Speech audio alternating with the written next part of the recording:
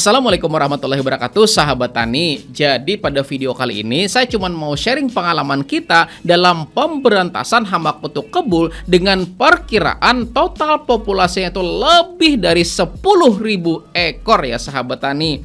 Karena begini, ada komentar dari salah satu subscriber di channel ini yang mengatakan kok bisa terongnya nggak kena kutu kebul sama sekali alias kuning gitu kan, mantap katanya.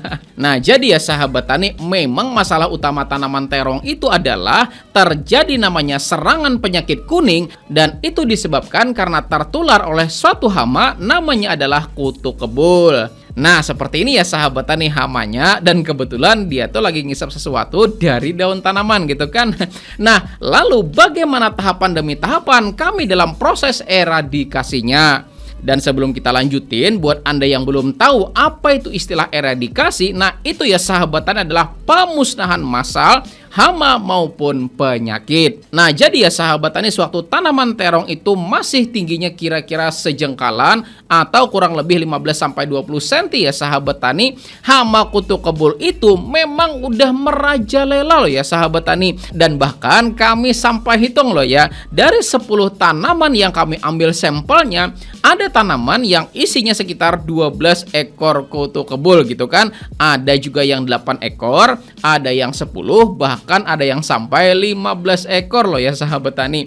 Nah lalu kalau kita kalikan dengan populasi tanaman ada sekitar 2100 tanaman, dengan rata-rata 4-5 ekor aja per tanamannya ada kutu kebul, nah maka total populasinya pasti lebih dari 10.000 ekor, bener nggak? Dan kalau sudah sebanyak itu lalu kita biarin gitu aja, maka sama aja kita membiarkan tanaman kita nggak bakal bisa berproduksi dengan maksimal.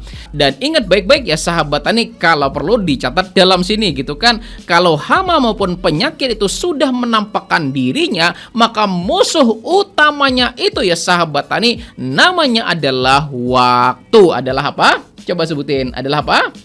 Waktu ya sahabat tani ya kan, dimana semakin detik demi detik berlalu maka populasinya bakalan jadi semakin bertambah. Dan kalau sudah tanaman kita bermasalah, maka kita sendirilah yang bakal nantinya mengalami kerugian tersebut. Lalu masalah muncul pada saat kita melakukan pengendalian hama kutu kebul pada tanaman terong. Lah kan daun tanaman terong itu kan gede ya nggak sahabat tani. Dan menurut Anda kira-kira nih kutu kebul itu dia berada di atas daun apa di bawah daun coba?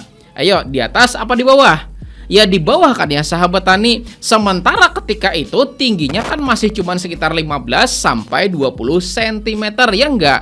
Lah jadi sulit kan pengendaliannya. Masa kita nembakin pestisida kayak gini kan nggak mungkin gitu ya sahabat tani. Maka dari situ kita benar-benar lakukan perencanaan sematang mungkin gitu kan. Karena dengan populasi tanaman sebanyak 2100 kemudian ternyata pengendaliannya gagal. Nah berapa coba kita bakalan rugi akibat pestisidanya nggak bakal efektif coba? Belum lagi kegagalan tanaman kita ya nggak sahabat tani. Dan bahkan yang kita kira sistemik gitu kan, yang nantinya bakal ditranslokasikan ke bagian-bagian tanaman, itu kalau salah dalam pengaplikasiannya pasti nggak bakal efektif juga ya sahabat tani. Maka saya ajak kembali Anda pada materi yang ada pada video yang ini, bahwa pestisida sistemik itu ada namanya sistemik basipetal, ada namanya sistemik akropetal, dan ada juga namanya adalah true sistemik. Di mana ya sahabat tani sistemik basipetal di sini ketika kita semprotkan pada bagian daun tanaman maka dia bakalan turun sampai ke ujung bawah tanaman.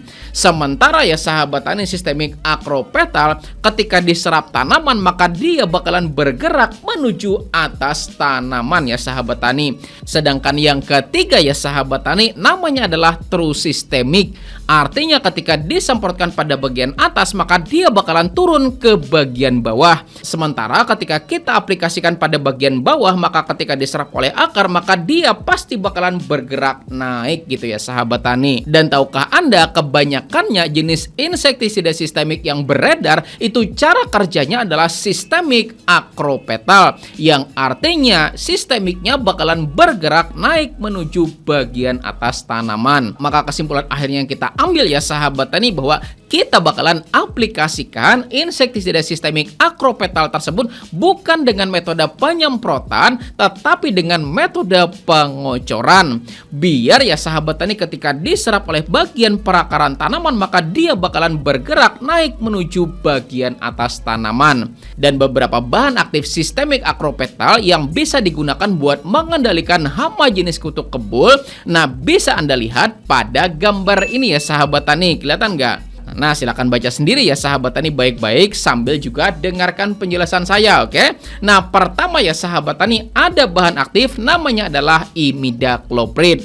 Kemudian yang kedua ada bahan aktif namanya thiamethoxam. Lalu yang ketiga ada namanya dinotefuran. Lalu yang keempat ada acetamiprid. Dan yang terakhir yaitu yang kelima adalah flupiradifuron ya sahabat tani.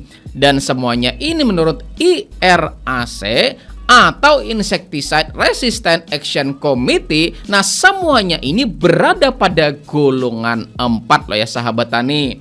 Nah, jadi kelima bahan aktif ini memiliki cara kerja sistemik akropetal yang bisa diaplikasikan buat pengendalian hama jenis kutu kebul. Nah, lalu waktu itu kita nyarikan beberapa alternatif pestisida dengan bahan aktif tersebut yang memang mudah terdapat di tempat kami gitu ya sahabat tani. Akhirnya keputusan ada pada bahan aktif imidacloprid gitu kan, dengan merek Winder ya sahabat tani, bubukan gitu kan, dengan dosis 1 sampai 1,5 gram per liter airnya.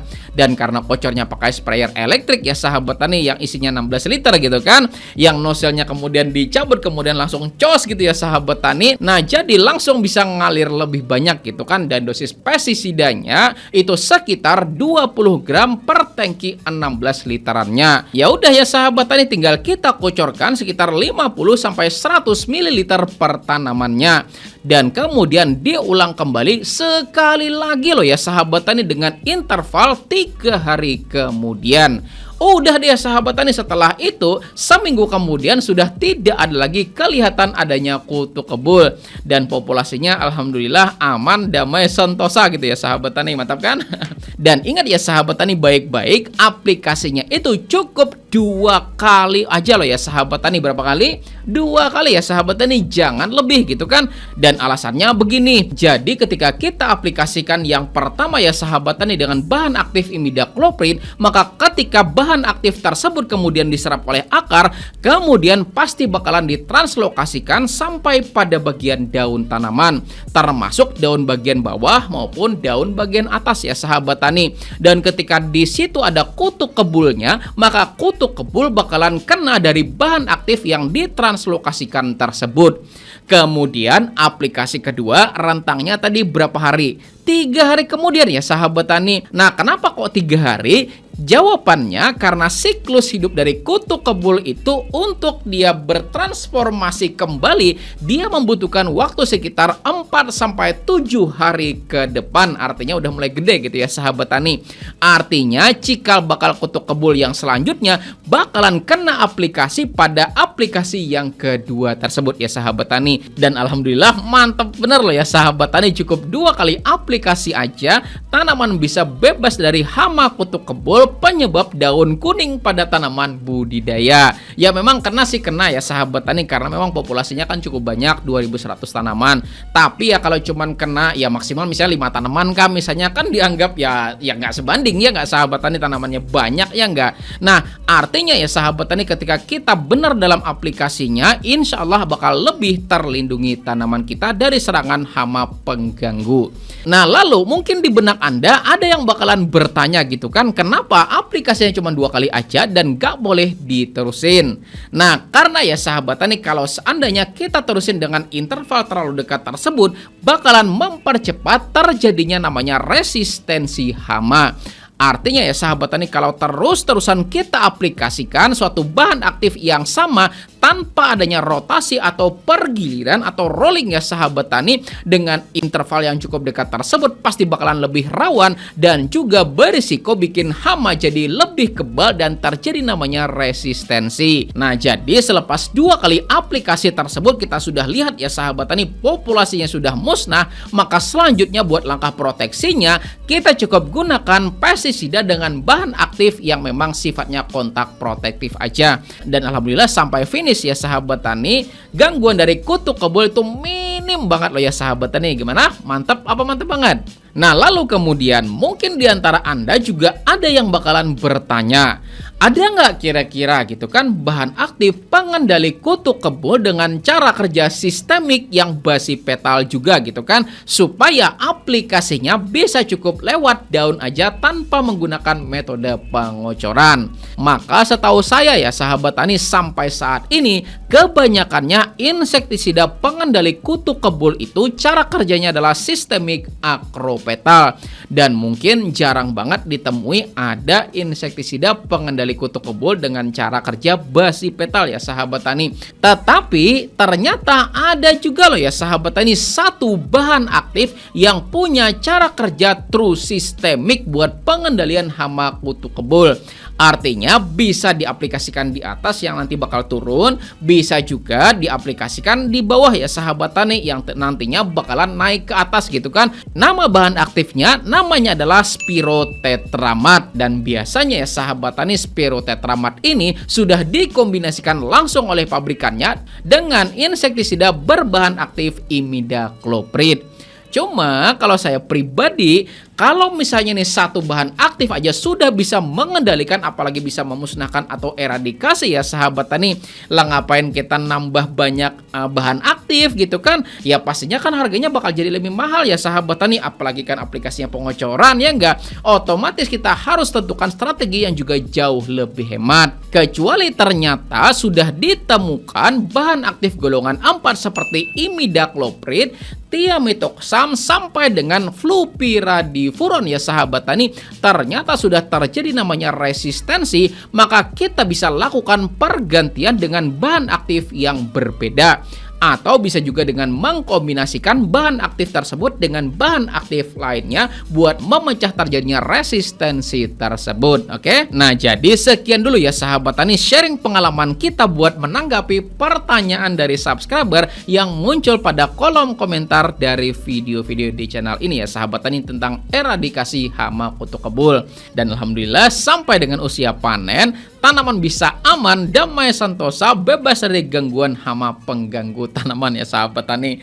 Dan terima kasih udah nonton sampai habis ya. Buat Anda yang belum klik tombol jempolnya, maka silahkan klik dulu, dan boleh bagikan juga video ini biar yang lainnya juga mendapatkan manfaat dan juga pengalamannya. Oke, terima kasih ya sahabat tani. Saya Rizali Ansar, kita ketemu lagi pada video lainnya di channel Penyuluh Pertanian Lapangan ini.